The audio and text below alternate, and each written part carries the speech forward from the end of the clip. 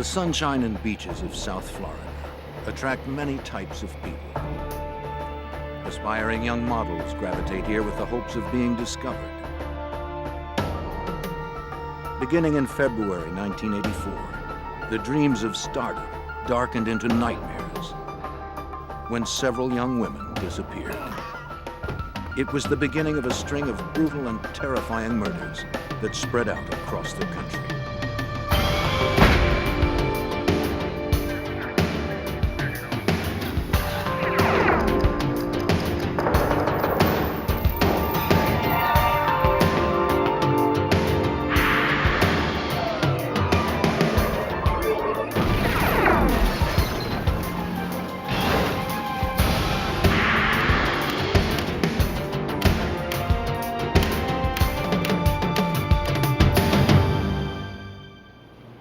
It's a model's job to rivet the public's attention.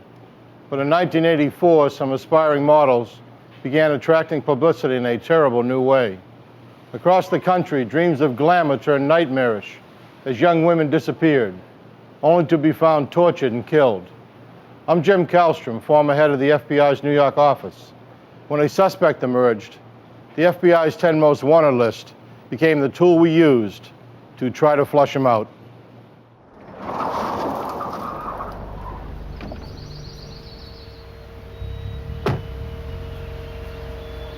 The promising life of Beth Kenyon came to a violent end on March 5th, 1984.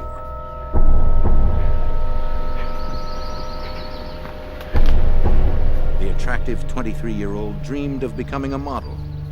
She'd even been a finalist in the Miss Florida pageant.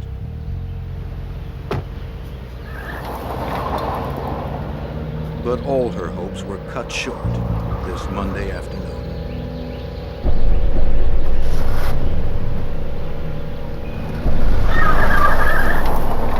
The next day, Beth's parents reported her disappearance to the Miami police. The police merely listed Beth as a missing person and explained many girls her age drop out of sight for various reasons without telling their parents. But the Kenyons knew their daughter wasn't the type to just vanish after a few days on a lark. They hired private detective Ken Whitaker and his son Ken Jr. to investigate. She's been missing. The Kenyons told the Whitakers that Beth worked as a teacher of emotionally disturbed children. She has a regular routine that she comes home. She was responsible and enjoyed a close relationship with her family. Strange there. This is, as you can see, where she had a 6 o'clock appointment. That she Fearing did not something show had up. happened to Beth, the Kenyons had searched their daughter's apartment in North Dade County for anything that might help them find her.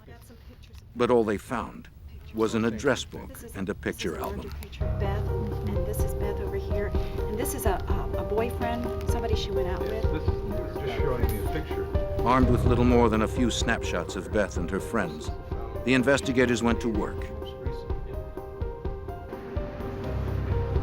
The father and son team quickly narrowed down Beth Kenyon's last known whereabouts.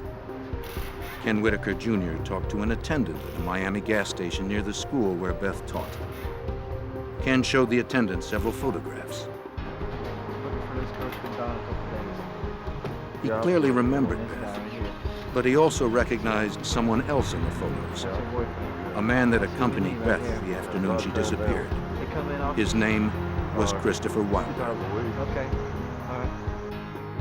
On March 11th, 6 days after Beth's disappearance, the investigators contacted Wilder by phone. He denied knowing where Beth was, but invited the Whitakers to his house to speak more about her. But when Wilder didn't answer his door, the suspicious investigators decided to look around. They had learned he was a successful building contractor and a self-proclaimed fashion photographer. The Kenyons had told the father and son team that Wilder had proposed to their daughter, but that she had turned him down, leaving him upset and angry. Rifling through the garbage, the Whitakers found a photograph.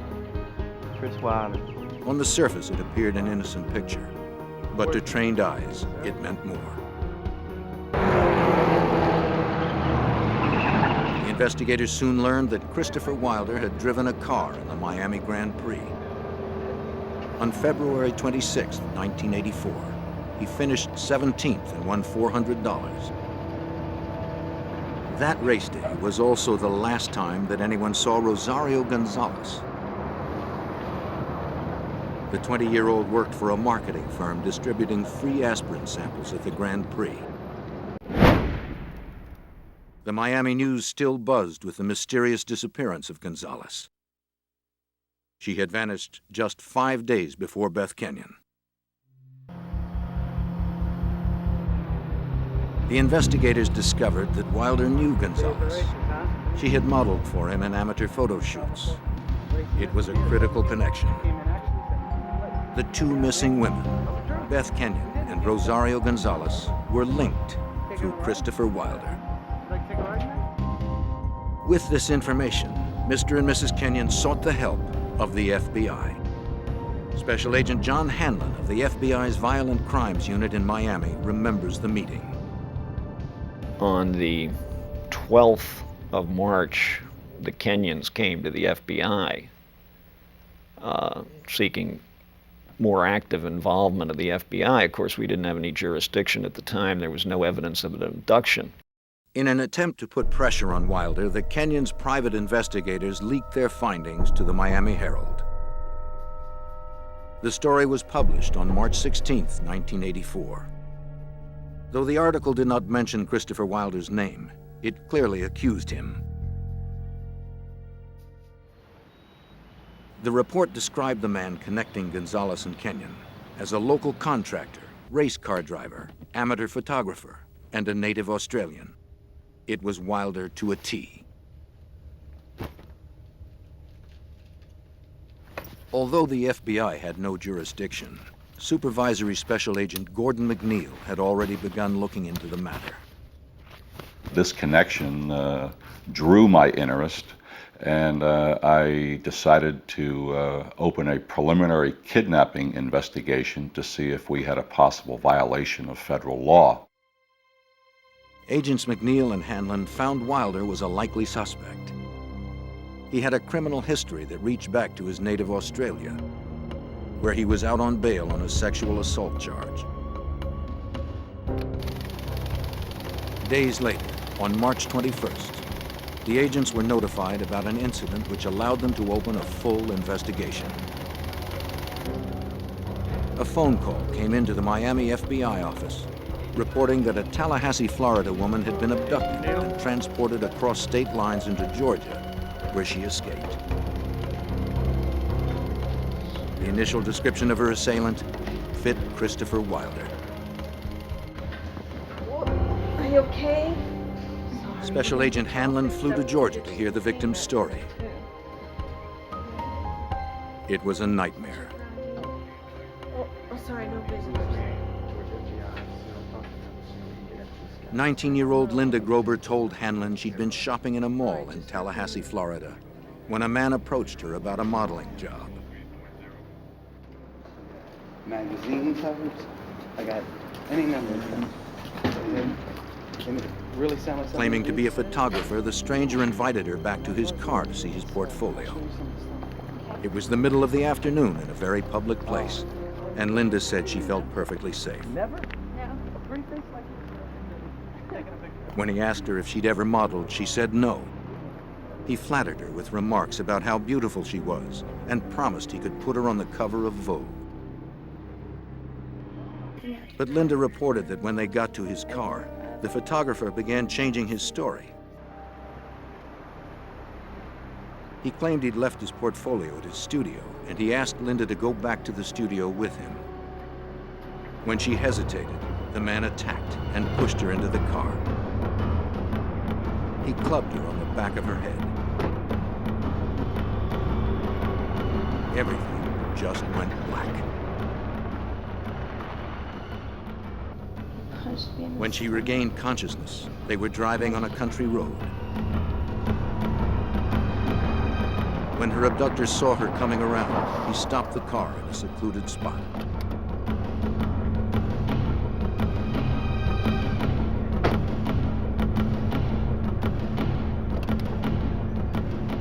dragged Linda from the car, telling her that if she tried to escape, he would kill her.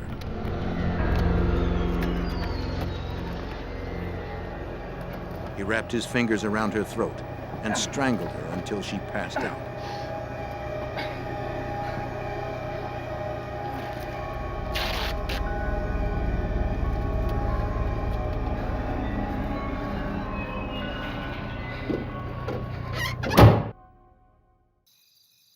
The next time she woke up, she was wrapped in a sleeping bag, lying on a bed in a cheap motel room.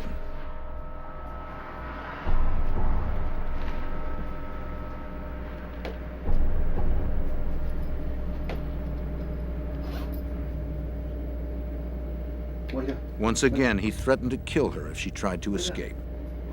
Don't move. He tied her to the bed and superglued her eyes shut. For the next several hours, the kidnapper repeatedly raped, beat, and tortured Linda Grober. When she disobeyed his commands, he shocked her with an extension cord he had fashioned into an electrocution device. And he tied The me abuse up. was so severe, Linda realized she would be dead before someone found her. And then we drove through. She managed to break free and locked herself in the bathroom. Somebody help! Help! She pounded on the walls and screamed for help. Help me! Stop it! Stop it! Stop it! Hey! Stop now! Stop it! Stop it! I'm telling you! The rapist panicked, grabbed what he could, and ran.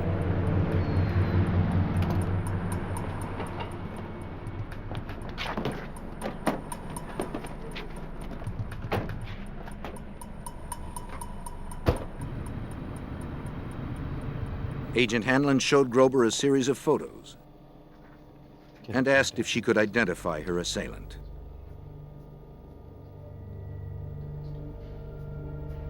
It was absolutely no doubt in my mind. I mean, I'd spent hours with this person that's who he was.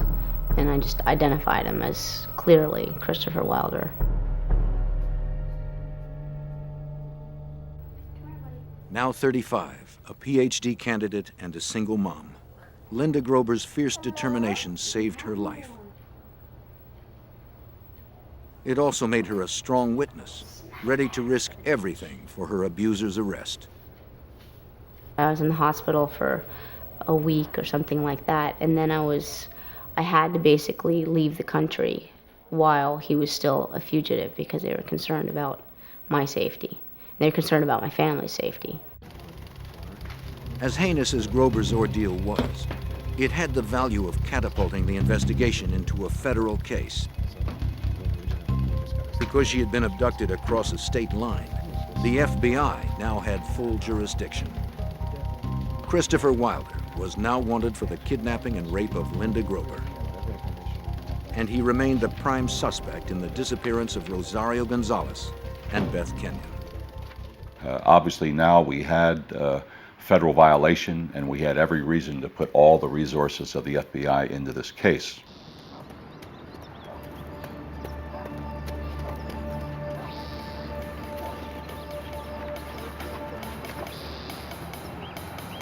Not knowing exactly where to find Wilder, a team of agents descended upon his house in full force. Kicking in the door, they poured in, ready to arrest the suspect. Clear! Clear! Clear! But they found an empty house. Clear! Everything clear? All clear, all clear. Wilder had long abandoned it. All clear. He was on the run, days ahead of the federal agents. And every minute he remained free put another woman in jeopardy. The desperate chase had begun. March 1984. FBI agents conducted a meticulous search of the abandoned home belonging to Christopher Wilder. 2 women were missing and presumed dead at his hands. A third had barely escaped with her life after her kidnapping and rape. The agents needed something to clue them in to their suspect's present whereabouts. You like to decorate it, huh? What happened to his maid? But before he left, Wilder had prepared his home for any investigator. The place had been manicured. There were basically no fingerprints left in Wilder's house. You're always going to find fingerprints inside a residence. It looked like everything had been totally cleaned. FBI and local authorities canvassed Miami and West Palm Beach. But no one reported having seen or heard from Wilder since he left Linda Grober in a Georgia motel. The FBI alerted police to keep an eye out for Wilder's car. They asked banks and credit card companies to monitor any transactions he might make. But informational systems in 1984 moved slowly. The leads trickled in and were usually too late for a quick response.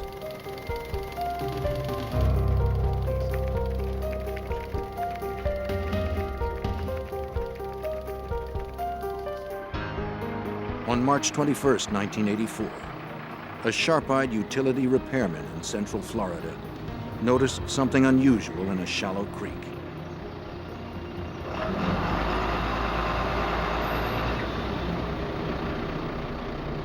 It was the barely recognizable body of a young woman. She was later identified as 21-year-old Teresa Ferguson. Witnesses last saw her 3 days earlier, leaving a shopping mall with a man fitting Wilder's description. The autopsy showed she'd been beaten with a tire iron and strangled to death.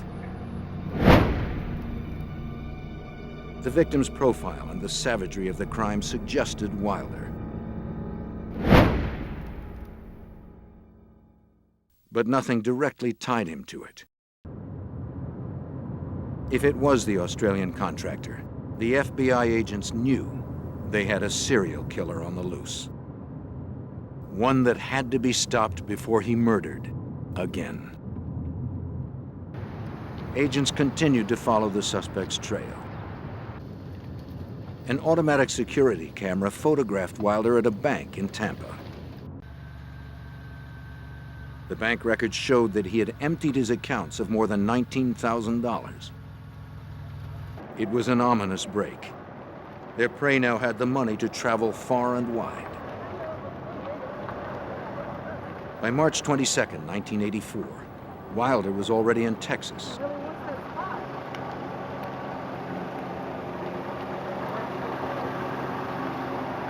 Witnesses saw him approach 23-year-old Terry Walden in the parking lot of Lamar University in Beaumont, Texas. Walden was a wife, mother of 2, and a nursing student. Yes, I'm a photographer. My job is to know. Wilder asked her if she'd like to do some modeling. Make a lot of extra money. You sure you don't want to keep the card and think about it? But Wilder couldn't seduce Walden with his pitch. Okay. She politely declined.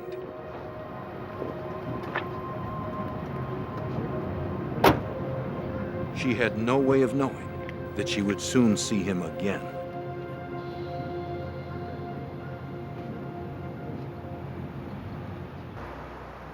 While the FBI began its national hunt, witnesses later told investigators that Wilder had stayed in Beaumont, Texas another day.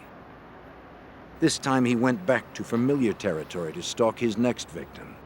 They have this one's $7.99 or $9.99. He visited the local mall, shopping for a young woman to deceive with dreams of glamour. You're taking some fashion photography? No, listen. You don't have to run. I'm legit. It's okay. But no one succumbed to his bogus promises. No, sorry. That's fine. That's fine. After getting brushed off several times, he spotted a familiar face. It was Terry Walden. Hey, hi. She had come to run I saw you errands after yesterday. dropping her 4-year-old daughter off at daycare. Are you interested now? Will you take the card and just consider? Terry again turned Wilder No. down, I'm sure you could. but this time he wouldn't take no for an answer. As she left the mall, Wilder followed her out to her car. In broad daylight, in the middle of a crowded mall parking lot, Wilder attacked Walden. He knocked her unconscious and pushed her into her Mercury Cougar.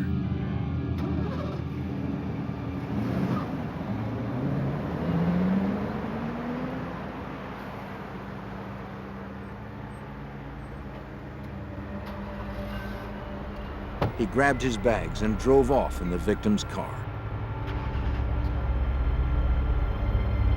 Walden's husband reported her missing later that afternoon when she failed to pick up her daughter at daycare. But by then, it was too late.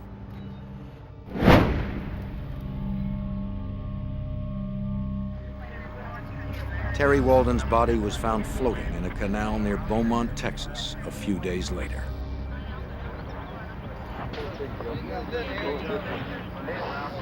The police recovered Wilder's Chrysler a few miles away. Some fiber and some hair in here. Let's get a couple pictures of this, Jim, before we take the stuff out. An FBI forensic search of the car uncovered hair and fibers matching Teresa Ferguson, the young woman discovered by the repairman 5 days before.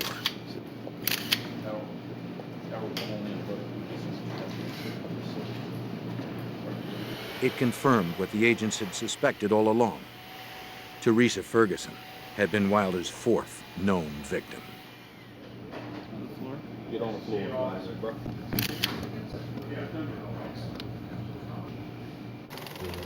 McNeil and Hanlon estimated that the killer was still at least 2 days ahead of them. Out of the Miami office, they broadcast a national all-points bulletin for Terry Walden's stolen car. Every state police agency along the way, every state trooper who was out on that highway knew the car we were looking for. And unfortunately, it's amazing sometimes you say, okay, well, he's in a purple car. We say, how many purple cars are out there? Well, it's amazing how many purple cars are out there when you're looking for purple cars. And that was the problem. We never knew at the time what license plate he was using on that particular vehicle. FBI teletypes clattered endlessly. Every field office in the country received page after page describing Wilder's physical appearance, his victim profiles, where he had last been identified, and where he was thought to be heading. The technology of 1984, however, could not keep up with the pace of his flight.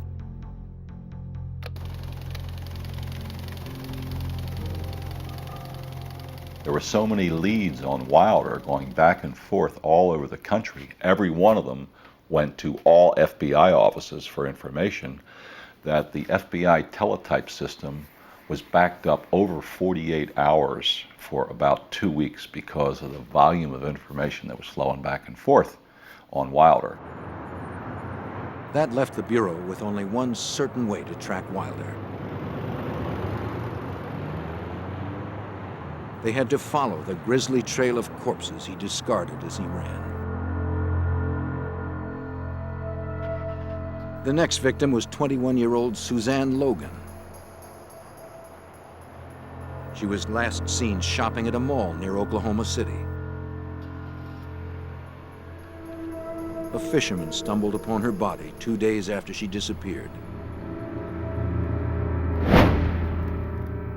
The location of her disappearance and the manner in which she died all suggested one thing. She had died at the hands of Christopher Wilder.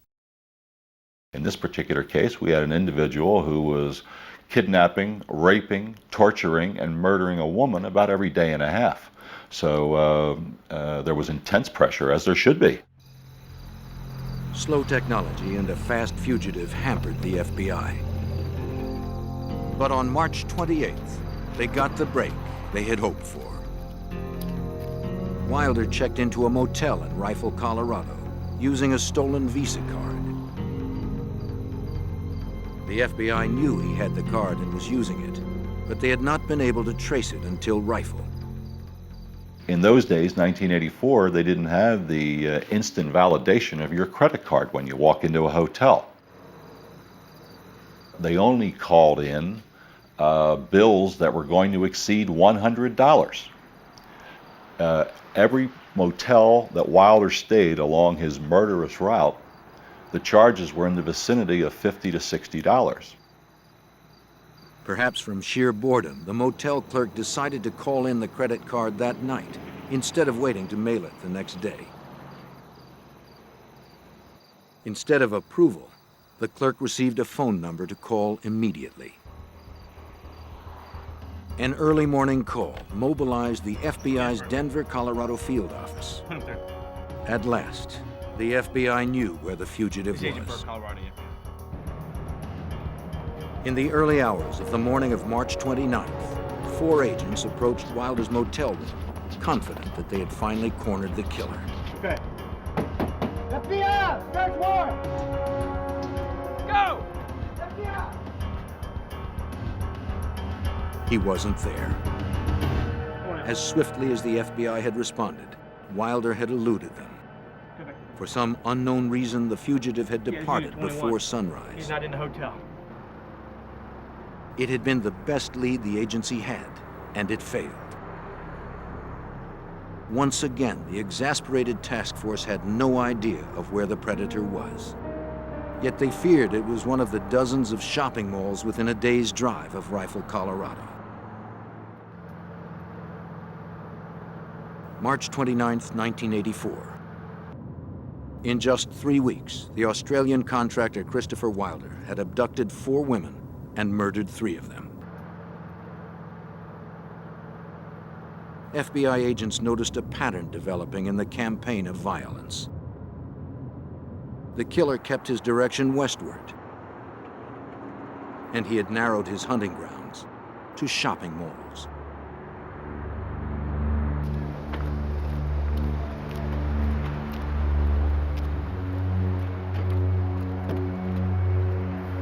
"18-year-old Cheryl Bonaventura was last seen at the Mesa Shopping Mall in Grand Junction, Colorado.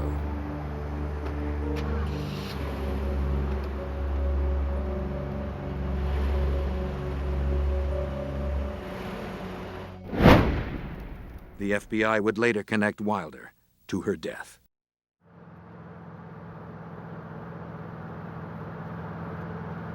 You had a man that you knew was on the prowl. You had a man who you knew as each day goes by that some poor soul in deathly fear of her life was dying in an extremely extremely painful way. To get the word out, the FBI cast a wide net. Across the country, agents notified security officers and mall managers about the danger, telling them to be on the lookout for the Australian. Investigators supplied malls with photos and flyers that were posted to alert shoppers. Despite the FBI warnings, a teen magazine held a CoverGirl competition at the Meadows Mall in Las Vegas.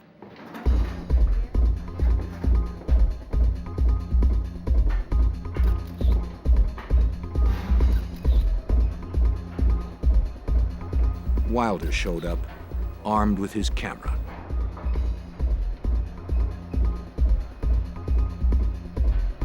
He chatted with several of the teens during the event, but eventually zeroed in on Michelle Korfman.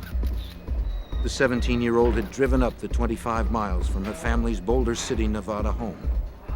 Nervous about participating in her first model search, she had asked her friends and family to let her go alone.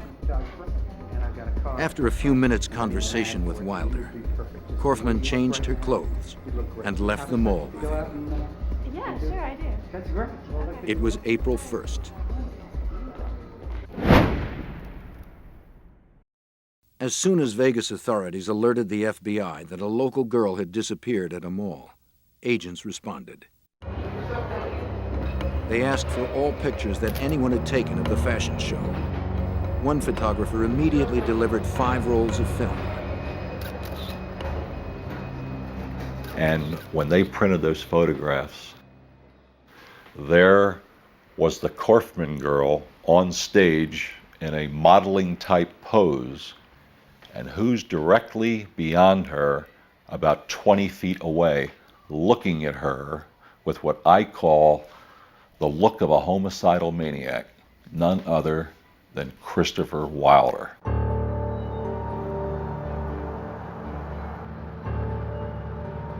Like the others, young Michelle Korfman suffered at the hands of Wilder. He bound and gagged her with duct tape. Then he beat, raped, and tortured her. and you will see incisions in the body.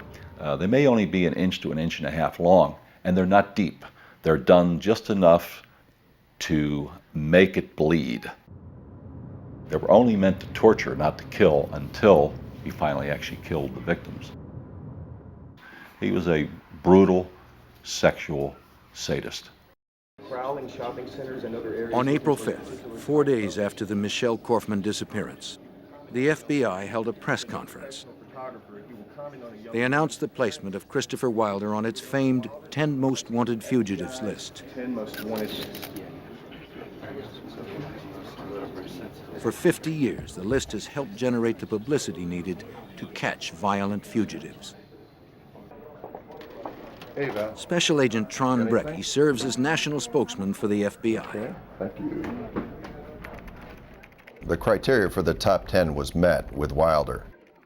He was a menace to society, he was extremely dangerous, a violent individual on whom charges were outstanding, and he had fled the area where we thought that he might be.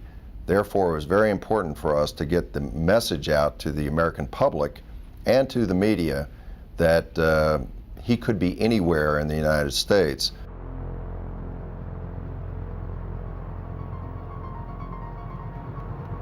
But Wilder's addition to the 10 Most Wanted Fugitives list came a day too late for Tina Marie Rosico. In Lomita, California, on the day before the press conference, the 16-year-old visited the Del Amo Fashion Center Mall to apply for a summer job. What a beautiful face you have. The high school student wanted the work to save for a car. She met Christopher Wilder when he said that she was perfect for a modeling gig he had to shoot. And actually, you're so perfect that I could give you $100 right here. He gave her $100 cash and promised much more to come. If you're right, and I know you are, I can tell you are. Do you have a few minutes to just go out and look at close your house? Take some pictures in front of you. I say to myself, this girl is perfect.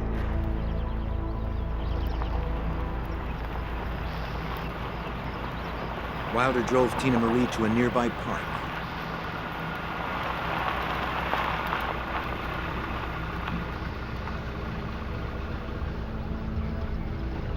At first, everything progressed as if it were a legitimate job.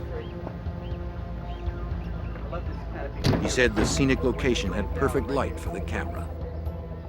This canopy right here, I think, is really lovely. Right? As the shoot began, an eager Tina Marie worked to please her photographer. Yeah, just look sort of. When Wilder told her to Let me change smile, lanes she did. real quick. When he Try told her looking to up that tilt her way. head, she did. And then it all turned wrong. Now, get in the car. All right? He pointed a .357 Magnum at her face and told her to get in the car. Quickly, quickly. The terrified teen had no choice but to obey.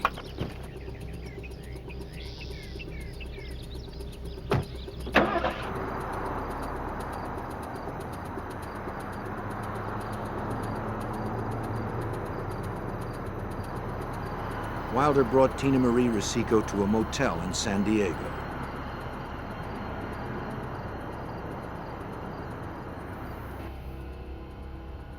There, like all the others, he beat his teenage victim, tied her to the bed, and raped her repeatedly.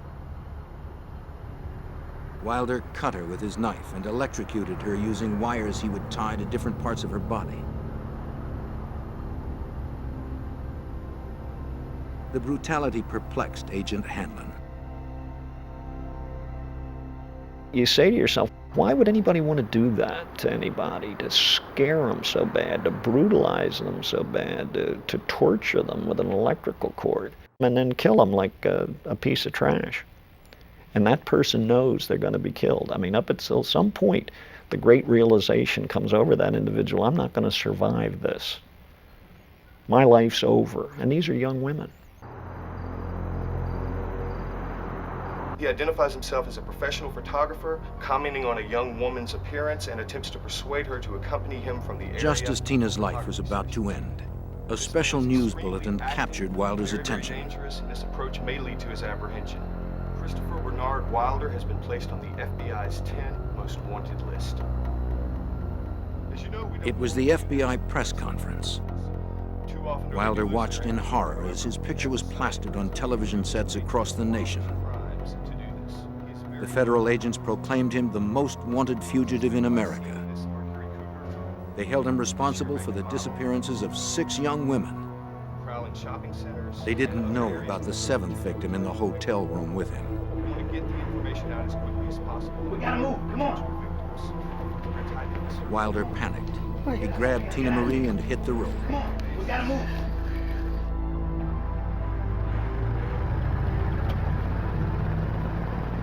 But now that he was top on the 10 most wanted fugitives list, Wilder landed on the front page of every newspaper and on the top of every newscast in the country. It's the front page headline in every newspaper in America. Every news show, every radio show is talking about Christopher Wilder and showing his picture and saying his name, Christopher Wilder. The FBI hoped that by plastering Wilder's face across TV screens and newspapers, someone, somewhere, would spot him.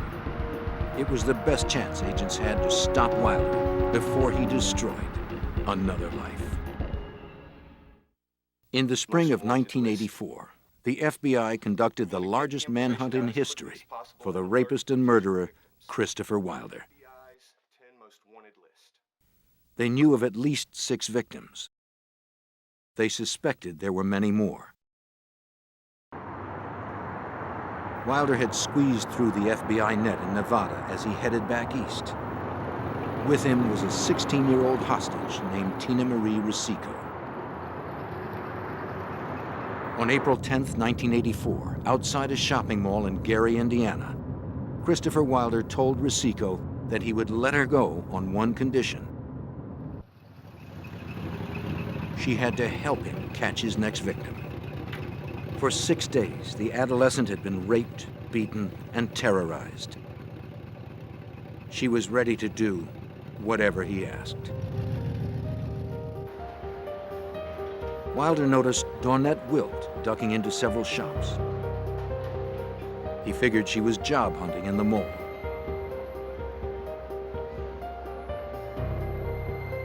Rosico told Dawnette that Wilder was a store manager and wanted her to fill out a job application at his car.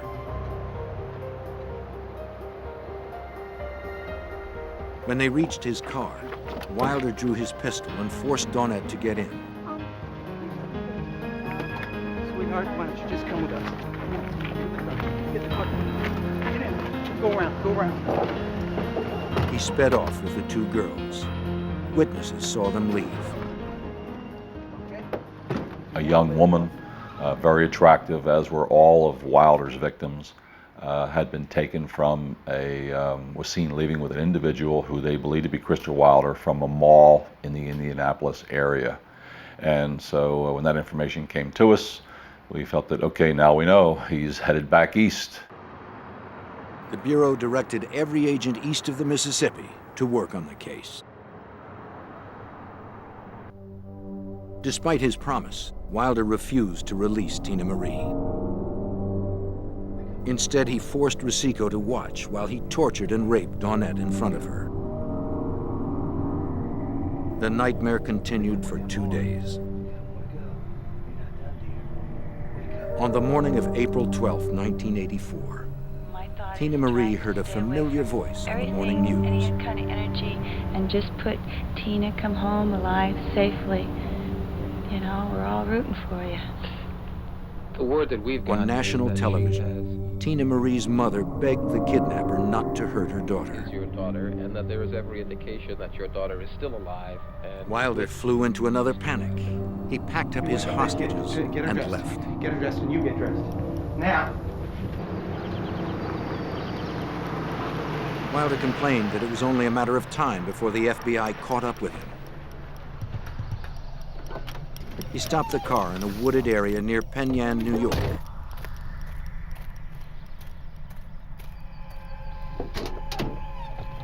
He ordered Rosico not to move. Dawnette was drugged with sleeping pills, yet he forced her to march into the forest.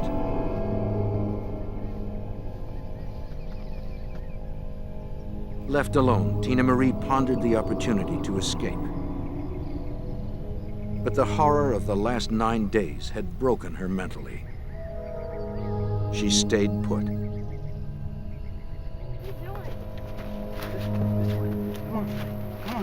Walking through the woods, Dawnette Wilt slowly woke up to the realization that Wilder was going to kill her. She didn't want to die by stabbing. She begged him to shoot her instead. Ignoring her pleas, Wilder stabbed her through the chest twice and left her for dead.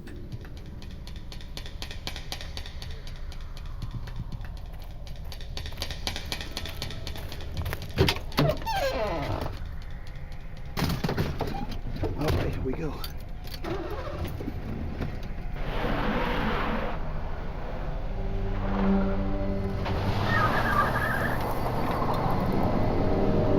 As he began to drive away, the fear that Dawnette Wilt might still be alive seized him.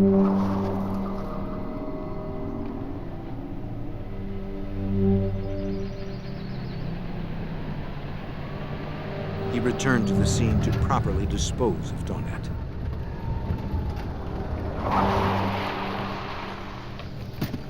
Stay here. You stay here, you hear?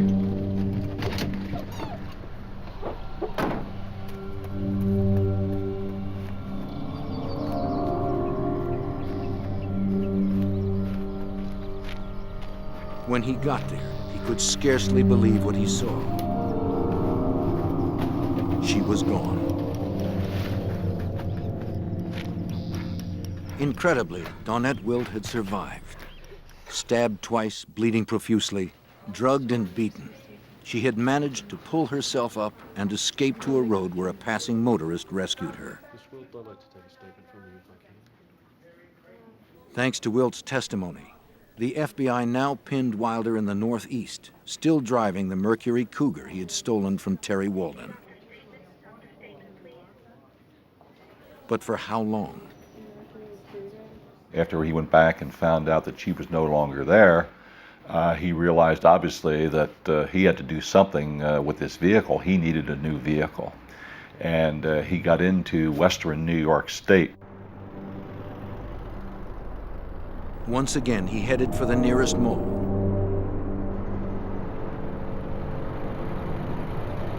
This time in Victor, New York, where he spotted a gold Pontiac Firebird.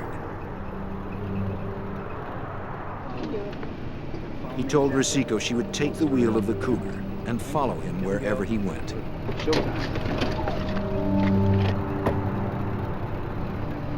He carjacked 33-year-old Beth Dodge. At gunpoint, Wilder forced her into the back seat of her Firebird. The emotionally shattered Tina Marie did as she was ordered.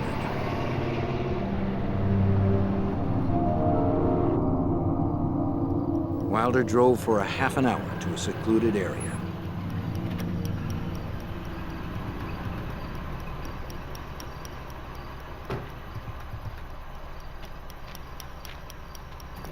Come on, get out. Come on, just get out. Just get out. Listen, I want you to get the white suitcase, and I want you to get the camera, and I want you to put it in this car and wait for me, you understand?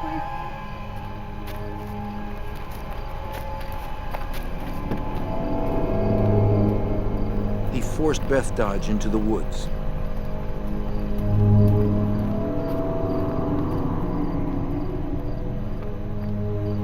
Moments later, Tina Marie heard 2 shots echo out from the trees.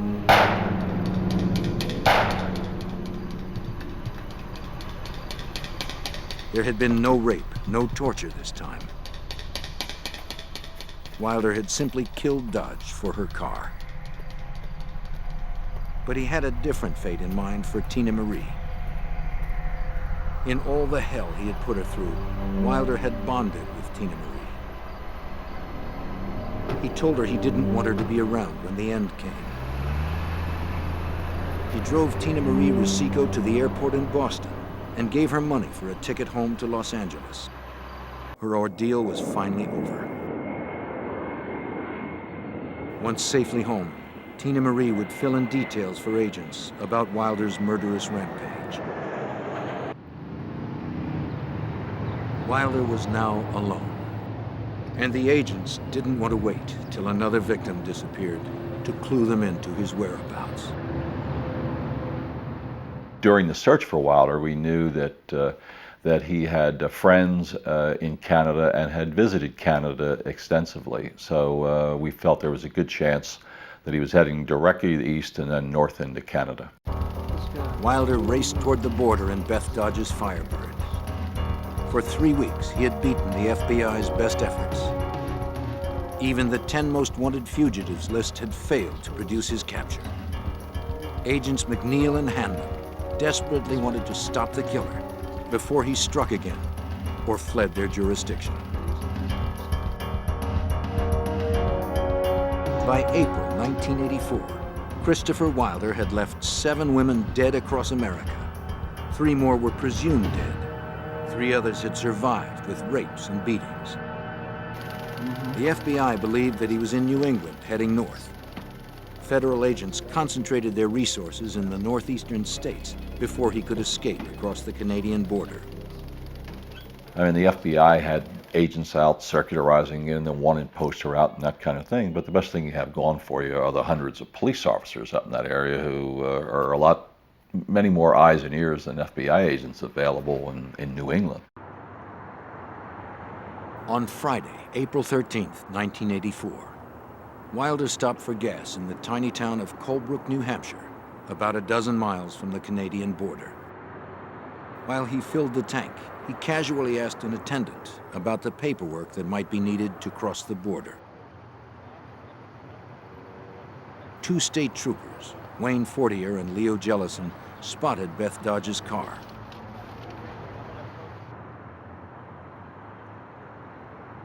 They, like almost every police department in the country, had been told to be on the lookout for the Firebird and for a man of Wilder's description.